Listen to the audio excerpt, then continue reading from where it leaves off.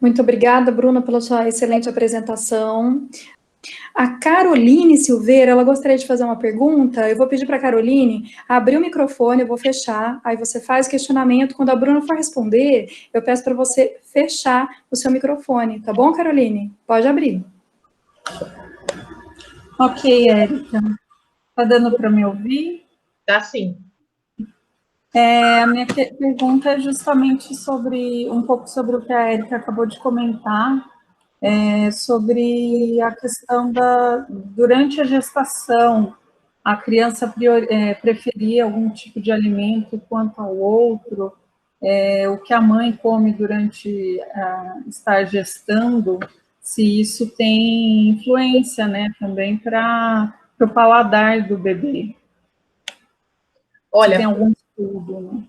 Para o paladar, não sei se a Érica, a professora Helena sabem, o que a gente sabe, e eu acho que vocês vão ter uma aula sobre isso, que a gente chama de epigenética, né? Que é essa questão que não é só da genética, mas é aquele ambiente que levou uma mudança na informação genética. Eles mostram que existe, né, que até a Érica comentou do peso da gestação que as mães carregam. Infelizmente, Érica, o ônus e o bônus, né? Só a gente pode ter esse prazer de gestar, mas a gente também carrega o problema disso. Que durante a gestação, a questão da saúde da mulher leva a mudanças no perfil da criança. Então, existe um dos primeiros trabalhos que mostrou isso, foi um trabalho Segunda Guerra, e que eles mostraram que numa cidade onde a guerra levou a uma escassez absurda de alimentos, as mães estavam muito magras, né? E mesmo assim elas tiveram seus filhos. Essa geração de crianças foi uma geração obesa, né? Por quê? Porque a gente chama de fenótipo poupador. Então, a criança ela cresceu num ambiente intrauterino de muita escassez de nutriente. Então, ela aprendeu que o corpo dela aprendeu que ela tem que economizar calorias, né? Então, ela virou um adulto, assim, né, com maior propensão à obesidade, exatamente porque o corpo, ele aprendeu que na escassez de alimento eu tenho que economizar calorias. Existe uma linha gigantesca de pesquisa que mostra os efeitos da gestação, né, na saúde das crianças, para a obesidade, para diversas questões metabólicas de saúde, de diabetes, e que é muito vasta. Eu não tenho o conhecimento suficiente para falar sobre isso. Agora, de paladar, eu não sei se vocês sabem se tem essa questão de preferência. Eu acredito que o paladar seja uma coisa mais ambiental, mais de exposição, de constância de hábito da exposição àquele alimento. Helena, você quer falar alguma coisa? A Adriana Torsoni, ela está tentando falar, coitada, mas ela não está conseguindo abrir o microfone. Está dizendo que o Chrome dela vai... A contribuição dela será muito boa. Você quer falar, Helena? Sobre paladar, eu sei, sim, tem estudos que mostram que já desde do líquido amniótico a gente consegue, através da alimentação da mãe, passar informações para o paladar da criança. Então, assim, se a mãe... E no leite materno também, né? Depois fica até mais acentuado isso. Mas, então, desde a gestação, dependendo do que a mulher come, né, essa gestante come, pode interferir no paladar da criança. Mas, assim, eu acho que para diminuir um pouco a culpa das mães, esse treinamento do paladar pode ocorrer em qualquer fase da vida. Então, se você consumiu bastante açúcar na gestação, não está tudo perdido, né? Você pode tentar de novo, com um filho maiorzinho, a gente consegue treinar isso também. Ou, como adulto, também é possível treinar isso, né? Sim. Em primeiro lugar, muito obrigado, Bruna, porque foi muito esclarecedora aí a sua fala. Obrigada. Né?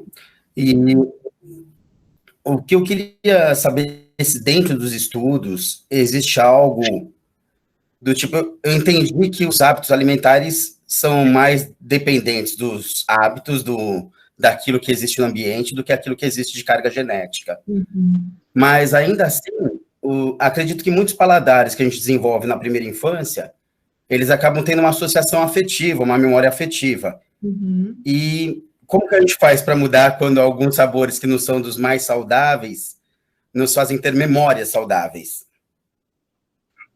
Essa é uma ótima pergunta. Uma vez eu estava até discutindo com a Érica, que se a gente parar para pensar, a nossa memória afetiva de alimento é sempre com alimentos calóricos. Então, é o bolo da vovó, é o bolinho de chuva da tia, é sempre uma coisa calórica, né?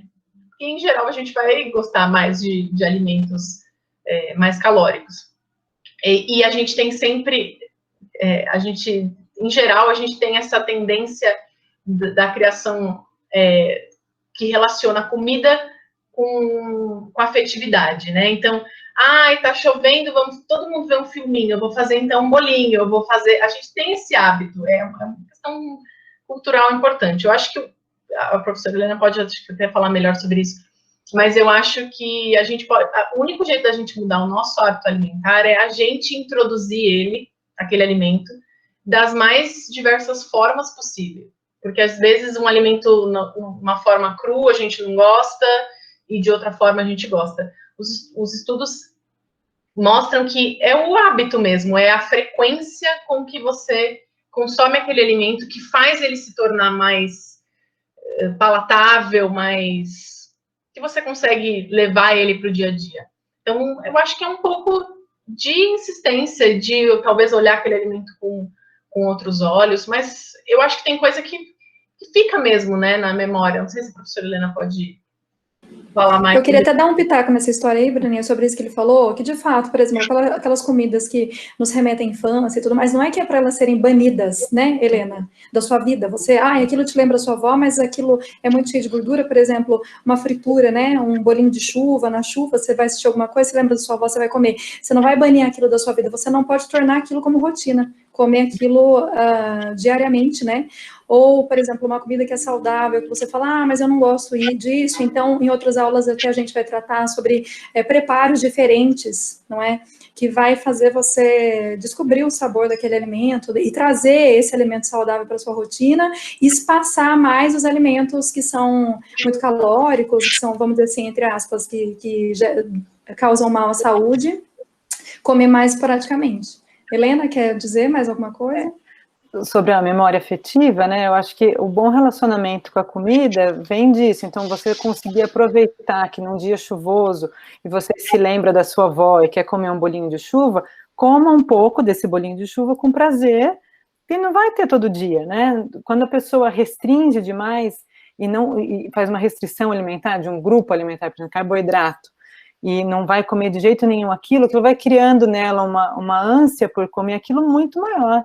E aí, sim, quando ela for comer, vai comer muito e vai dar uma culpa enorme, e depois vai ter que restringir de novo, então vai entrando, né, numa bola de neve de restrição e você se perde naquela restrição e acaba comendo demais. Então, é sempre o equilíbrio que a gente fala do bom relacionamento com os alimentos todos. Então, se você sabe que você vai poder comer aquele bolinho de chuva outro dia, que você vai poder comer aquele bolo outro dia, você não precisa comer o bolo inteiro hoje, né? As pessoas que restringem, normalmente, falam, bom, agora que eu comi esse pedaço, vou comer o bolo inteiro, sei lá quando que eu vou comer de novo esse bolo. Então, acaba causando comer mais, né? Quando você se proíbe de comer alguma coisa. A professora Adriana está dizendo o seguinte, para aproveitarmos a pandemia, então, né, para cozinhar com os filhos, ensinar as crianças enquanto a gente prepara as refeições, porque eu acho que até o preparo das refeições, as crianças participando ali, né, elas ficam curiosas para querer comer, porque elas ajudaram a preparar também, né. A Adri, infelizmente, não conseguiu. Conseguiu? Benção, fala, Adri. Eu mandei até um print para a Érica, estou aqui desesperadamente tentando abrir o microfone, não consigo. Eu acho que era o problema do meu fone de ouvido. Mas, Bruna, parabéns, foi ótima a sua apresentação, né? Eu acho que o que o Fernando, né, que foi a última pergunta, né? O que o Fernando coloca também nos remete ao que a gente conhece, né, em ciência, Fernando, como fome hedônica, né? Porque existem dois tipos de fome, na verdade, né? A fome homeostática, que é a fome fisiológica, aquela que você sente quando o seu corpo está com pouca quantidade de energia disponível. E aí você vai buscar o alimento para repor essa energia, né? Mas existe aquela fome que a gente chama de fome hedônica, que é a fome do prazer. É buscar um alimento que te dá prazer.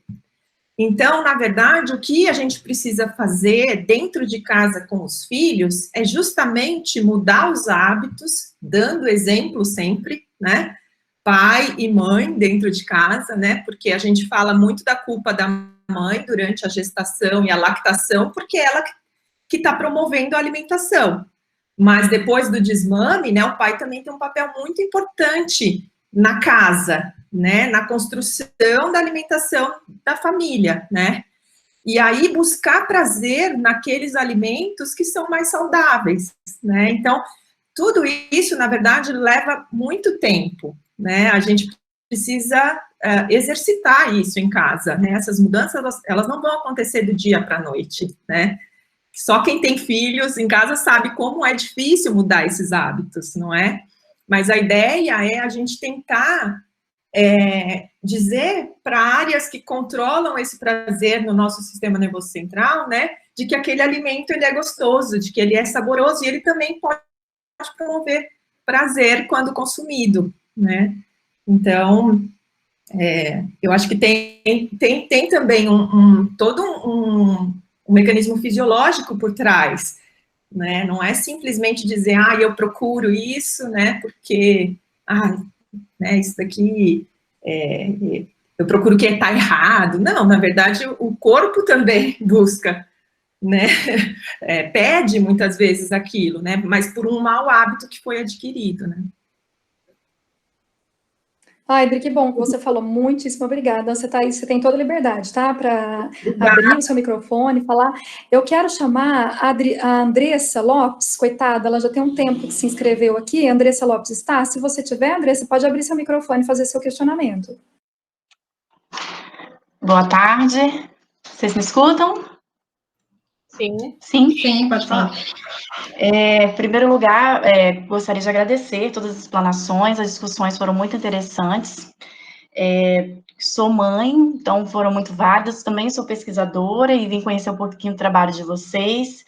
Eu não sei se a Helena vai lembrar de mim, mas quando eu estava no meu doutorado na USP, eu pedi orientação para a Helena, porque nós ficamos no mesmo laboratório nos Estados Unidos, da doutora Su. A Helena foi, na sequência eu perguntei, Helena, posso ir para lá? E ela falou, pode ir, é um bom laboratório, né, Helena? Então, acabou que eu também fiz meu estágio por lá. E hoje eu fico na Universidade Federal do Espírito Santo em acompanhamento sou enfermeira, né, em acompanhamento com os pacientes da obesidade, em especial de cirurgia bariátrica.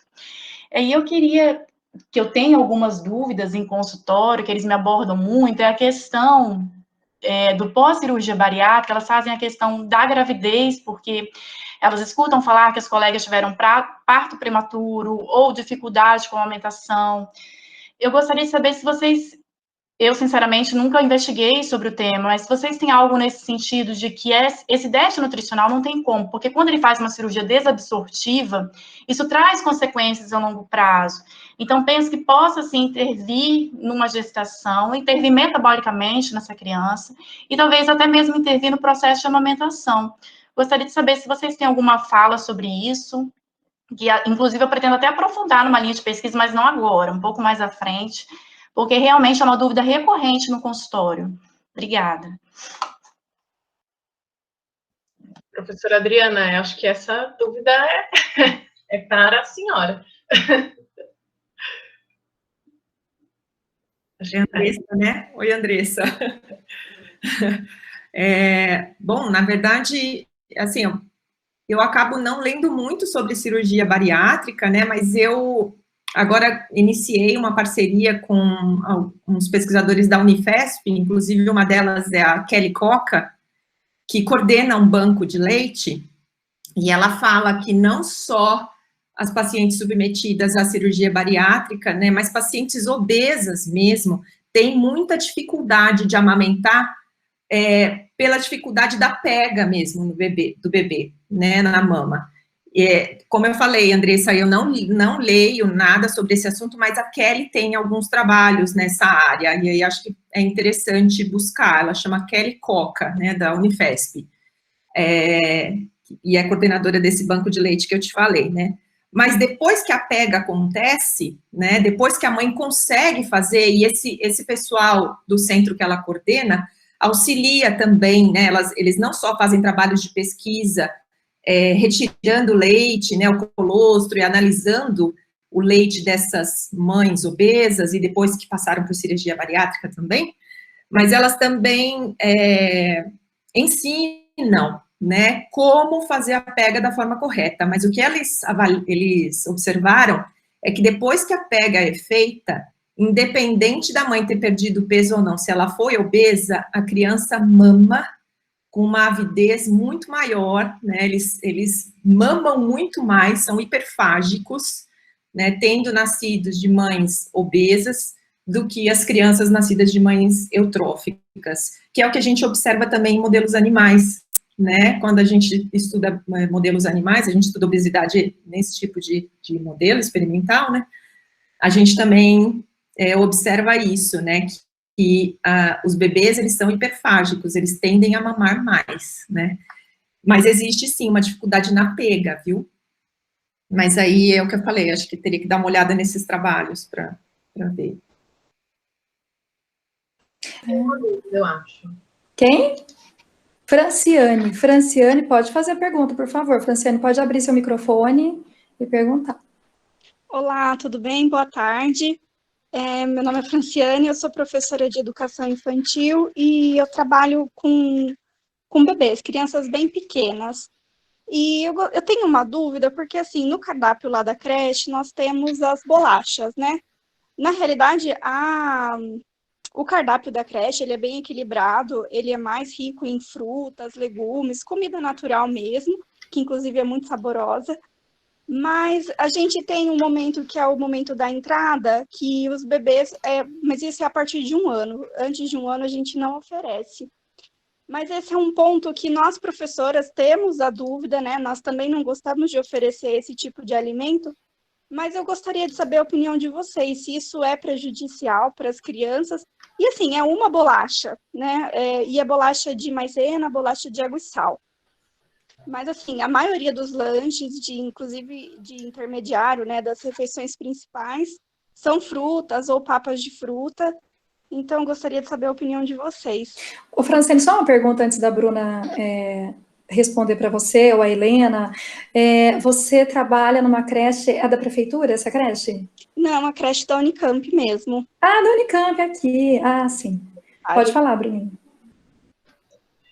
Eu acho que a gente até vai ter outras palestras, né, Ruth, com nutricionistas, sobre a introdução que qual que é o momento que você pode introduzir determinados alimentos para as crianças. Então, eu acho que essa pergunta vai ficar meio não totalmente respondida, porque eu sei, não sou nutricionista, mas eu sei que existe recomendações de em que momento introduzir determinados tipos de alimentos para as crianças, mas se a gente fizer um paralelo, talvez não para a idade dessas crianças, mas vamos pensar nas crianças maiores, se a gente fizer um paralelo com o que a gente comentou antes, se for uma bolacha, assim, né, eu acho que não tem problema, que é o que a Érica discutiu, a Helena também, é o hábito, né? Então, se você tem uma refeição toda saudável, você tem, eventualmente, um alimento que não é tão saudável, eu acho que não é tão prejudicial. Eu acho que a questão aí que tem que ser discutida é a idade dessas crianças, né, que eu acho que talvez esses biscoitos não entrem aí, talvez, por conta da idade das crianças. A Érica sabe... Helena, você quer falar alguma coisa, Helena? Eu fico pensando, assim, quando é coletivo, é sempre mais complicado, ainda mais que vem com financiamento, então tem que ver bem o contexto antes da gente sair criticando, né, porque claro que a princípio a gente diria que tem outras coisas melhores do que uma bolacha processada que venha no pacote. Né, até se a própria escola tivesse condição de fazer alguma coisa, um biscoito, né, não teria os aditivos e a quantidade de açúcar que vem numa bolacha comprada. Mas antes da gente criticar isso, é melhor a gente ver quanto que é o custo e com que frequência que é isso, né, e isso faz sempre parte das escolhas na composição da dieta como um todo, como a Bruna estava falando, então... A gente pode Helena, se aprofundar mais com detalhe na questão em si, do lugar, né, de como que é da idade dessas crianças. Você falou que é de 1 ano, né? Acima de 1 ano. Os menorzinhos não consomem isso? Os menorzinhos tomam vitaminado. Vitaminado industrializado ou vitaminado que é feito na escola? Preparado pela creche. Ah, sim. Frutas mesmo. Mas aí não tem adição de açúcar nesse, Franciane? O que é que assim, esse quesito não me compete, né, como professora, mas o que eu sei é que, por exemplo, quando o suco ele é muito ácido, eles adoçam com banana. Eles dão uma misturada com banana para tirar, e não é nem para adoçar, o que eles nos dizem é que é para tirar um pouco da acidez do maracujá. Mas é um pouco, ainda assim é bem ácido, que a gente experimenta junto com os bebês, né? Então a gente está sempre bem atento com essas, se está muito salgado, ou se, por exemplo, está muito doce. A gente sempre vai falando, né, com as meninas que preparam. Ruth, querida, você quer encerrar, então? Eu, da minha parte, gente, eu quero agradecer muitíssimo vocês, um beijo no coração, boa pandemia, cozinhem com seus rebentos, com os sobrinhos, com os filhos, ensinem eles, né, a ter prazer pela comida saudável, e, por favor, compareça aqui nesse encontro nosso, quinzenalmente. Ó, o Fernando está dizendo muito obrigado, parabéns pelo trabalho de vocês. Fernando, eu vou te dizer que eu não te conheço, mas eu estou vendo a sua cara sorridente ali, ó, Fernando Rosário, e até, assim, dá um incentivo para a gente aqui fazer esse tipo de trabalho, né? Muito obrigada, eu abro aí para a Ruth, para a Bruna, para a Helena também, agradecer vocês. Eu que agradeço, imagina. E eu acho que, não sei, acho que fica a lição que eu acho que mais importante do que a gente pensar, esse alimento, esse, acho que a gente tem que ter uma relação com a comida mais saudável. A gente está vivendo uma dicotomia, eu acho, que é a alimentação super ruim e na outra vertente a alimentação super restritiva, porque o glúten faz mal, porque a lactose faz mal. Eu acho que a gente tem que caminhar no meio de os alimentos ter uma relação positiva com a alimentação, com as refeições, de forma que seja uma coisa prazerosa e que a gente consuma de tudo, né? Preferencialmente alimentos saudáveis, mas sem, que eu citei, sem as proibições, sem a questão negativa em cima das refeições, do horário das refeições, e de que a gente leve as refeições de uma forma mais saudável, porque, de fato, a maior parte do nosso dia a gente está se alimentando, né? E como o meu professor, o professor Lício, sempre falou, a alimentação é uma questão extremamente social. Então, a gente está feliz, a gente se encontra para comer junto, né? Então, a alimentação tem que ser algo positivo, o reforço tem que ser positivo, né? E não na obrigação, e tem que comer mais, e come mais uma colher, sempre impositivo e restritivo, porque isso tem mostrado que não tem efeitos bacanas. E aí a gente experimentar novos sabores e introduzir novos alimentos, que o Fernando questionou, eu acho que esse é o segredo da gente ter uma relação positiva com a comida. E eu agradeço todos pela participação, pelas sugestões, e que a gente tenha cada vez mais pessoas participando e acrescentando nas discussões, porque só pensando e discutindo e refletindo é que a gente vai conseguir mudar os nossos próprios hábitos e todas as regras e coisas da sociedade que levam ao que a gente está vivendo hoje, né?